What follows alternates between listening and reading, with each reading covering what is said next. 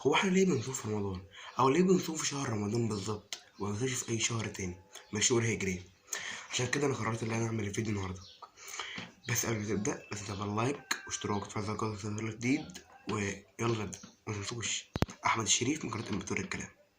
وما تنسوش برضه تصلوا على النبي. يلا بينا. كل مسلم معترف ان الصيام في شهر رمضان دي من اهم الشعائر الدينيه اللي لازم المسلم يقوم بيها في السنه كلها، وهي فرصة لازم تقوم بيها أي شخص مسلم بعد من طلوع الفجر إلى غروب الشمس أو يعني على المغرب. وتعتبر دي من أحسن الشعائر الدينية اللي بنعملها كل يوم في السنة يعني. أو هو شهر واحد بس اللي بنحب نعمل فيه كده، أو مثلا اللي بيحب يقوم بيصوم في الخميس والاثنين والحاجات دي كلها. فبس الأهم هو الصيام في شهر رمضان، عشان ده من أهم الشعائر الدينية، أو من أهم الحاجات اللي ربنا قال نعملها في السنة. وفي ناس بتشوف إن الصيام ده حاجة متعبة، أو إن حاجة بتتعب الإنسان، مع إنه ليه يعني، هو مع إنه فعلا يعني بيحس الإنسان بشوية تعب، لكن ده ليه فوائد صحية كتير جدا، من سواء من الروح أو من الصحة أو من العقل أو من الجسم.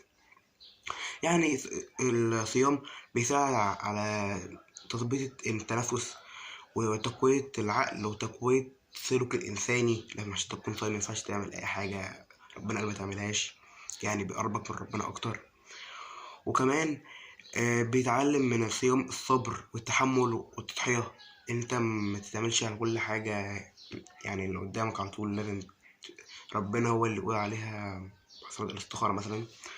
ومثلا من الصحة اللي هو يعتبر الصيام تغذية كبيرة جدا للجسم، علشان ده وانت صايم جسمك بيتخلص من السموم والدهون يعني اسمه ده الأمراض السرطانية اللي بتكون في الجسم. فالصيام بيخرجها عشان انت مبتاكلش حاجة، فالجهاز الهضمي بيساعد مع الصيام بقى اللي انت متاكلش حاجة طول اليوم، فجسمك ما بيحسش بحاجة كبيرة. عشان كده آه، الصيام بيساعد ان المواد السرطانية ما تدخلش جسمك على طول. وطبعا برضو ليه حاجة كبيرة جدا في الهضم في الجسم، وبرضو تحسين الصحة والجهاز الهضمي. وكمان برضو اللي عايز يخس برضو في الصيام المتقطع اللي هو صيام من بعد الفجر للمغرب، فده برضو فيه تخسيس للوزن. ومع كل ده بتحس ان الصيام بعد شهر رمضان انت بتحب تاكل. يعني قبل رمضان الانسان كان بيحب ياكل كتير، يعني علشان هو ما عندوش حاجه تانية غير الاكل، او مثلا يعني بيحب يتسلى فبياكل. لكن ده يعني ده ليه الرغبه اللي انت كنت تاكل او تشرب، مثل يعني مثلا تكون مش جعان او عطشان. يعني بعد رمضان ما بحسش ان انت جعان وعطشان على طول، لكن قبل رمضان بتحس ان انت جعان وعطشان، علشان انت مش متعود ان انت ما تاكلش كتير في اليوم. وكمان ده بيساعد برضو اللي في شهر رمضان ده، عشان كده الناس بتتجمع، وده بيساعد العلاقات الاجتماعية والنجاح بين الفرد في الحياة أو في المجتمع يعني. وكمان الصيام يعني من أهم الفروض الدينية اللي موجودة، فلازم برضو الواحد ما ينساش أهم فرض أو أهم من أركان الإسلام. ويساعد برضو على الصيام اللي هو لازم الإنسان يصلي ويعمل زكاة ويتصدق على الفقراء، وكمان لازم يطيع والديه. ده حاجة مهم جدا مع الصوم، فعشان كده شهر رمضان هو أهم شهر من الشهور الدينية. عشان كده احنا بنقول رمضان ده هو أحسن شهر في السنة، لأن هو ليه حاجات كتيرة جدا. ليه ليه أهمية في الجسم والعقل والنفس برضو. وكمان بيساعد على تخفيف الوزن، واللي انت علاقتك وان انت علاقتك بربنا تكون أحسن. وبيساعدك اللي انت تكون مش زعلان، عشان ربنا مش بيحب حد يكون زعلان في أي أيام، أو يعني مش قبل رمضان. بس في ناس كتيرة يعني مثلا بتعمل حاجات حرام قبل رمضان، وتيجي في رمضان متعملهاش، وبعد رمضان متعملهاش. علشان انا فاهم الناس الحرام قبل رمضان والحرام بعد رمضان هو حرام في رمضان، كلهم بنفس الذنب او كلهم بنفس المقدرة عند ربنا. ده ملوش دعوة بده، لكن الاتنين، لكن كل حاجة ليها دعوة ببعضها. اللي انت عامله حرام قبل رمضان او اللي انت عامله حرام بعد رمضان هو نفس الذنوب اللي انت تاخدها لو عملتها في رمضان. و